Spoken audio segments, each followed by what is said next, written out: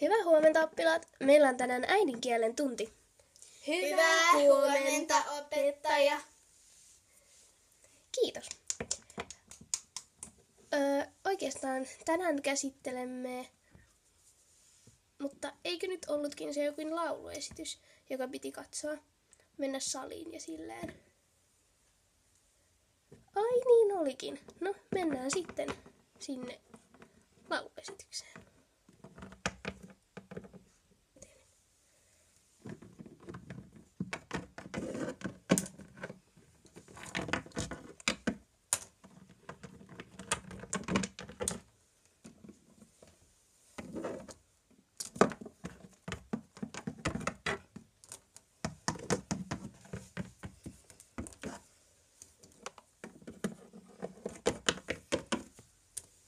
Jee! Hyvä, jee!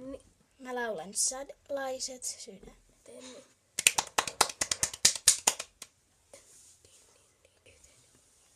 Tuo oli tosi huikea esitys. Kiitti tästä. Oppilaat tykkäsivät tosi hirveästi. Ole hyvä. Voisinko tulla uudestaan joskus? Tietty voit, mutta mulla alkaa nyt tunti. Moikka! Voinko nyt sanoa?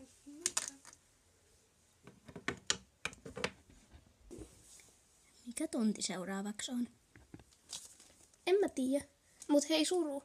Se näytti se laulaja aika paljon sulta. Mut ei se varmaan ollut.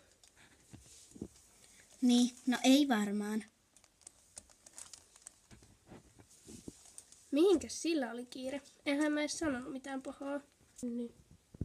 Entä jos ne saa tietää?